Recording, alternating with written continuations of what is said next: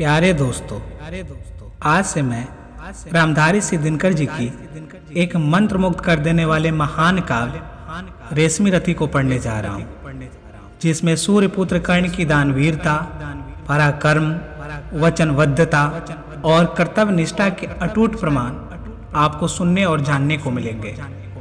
उम्मीद है कि यह प्रयास आपको अच्छा लगेगा। रेशमी रथी का अर्थ होता है वह व्यक्ति जिसका रथ रेशमी अर्थात सूर्य की किरणों का हो। इस काव्य में रेशमी रथी नाम कर्ण का है, क्योंकि उसका चरित्र सूर्य के समान प्रकाशमान है। कर्ण महाभारत महाकाव्य का अत्यंत यशस्वी पात्र है। उसका जन्म पांडवों की माता कुंती के गर्भ से उस समय हुआ जब कुंती अविवाहित थी। अतएव कुंती ने लोक लज्जा से बचने के लिए अपने नवजात शिशु को एक मंजूषा में बंद करके नदी में बहा दिया। वह मंजूषा अधिरथ नाम के सूत को मिली।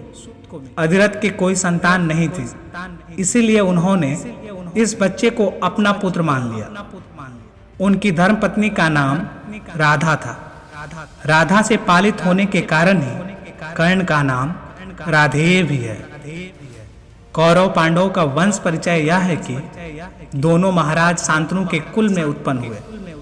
शांतनु से कई पीढ़ी ऊपर महाराज कुरु हुए थे। इसीलिए कौरव पांडव दोनों कुरुवंशी कहलाते हैं। शांतनु का विवाह गंगा जी से हुआ था, जिससे कुमार देवव्रत उत्पन्न हुए।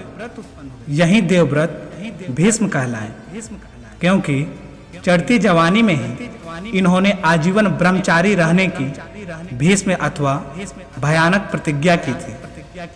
महाराज शांतनु ने निषाद कन्या सतवती से भी विवाह किया था, जिससे उन्हें चित्रांगद और विचित्रवीर दो पुत्र हुए।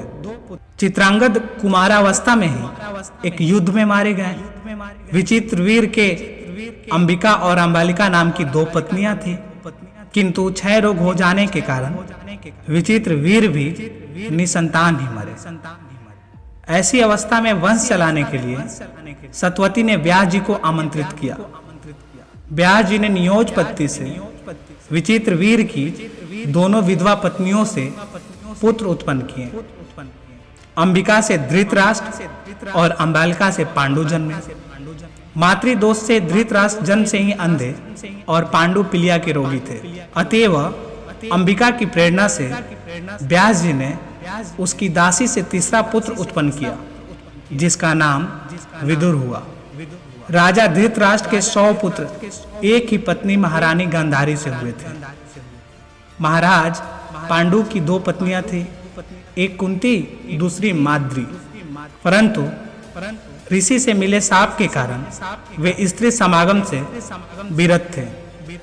अतएव कुंती ने अपने पति की आज्ञा से 3 पुत्र 3 देवताओं से प्राप्त किए। जैसे कुमारावस्था में कुंती ने सूर्य समागम से कर्ण को उत्पन्न किया था, उसी प्रकार विवाह होने पर उसने धर्मराज से युधिष्ठिर, पवन देव से भीम और इंद्र से अर्जुन को उत्पन्न किया।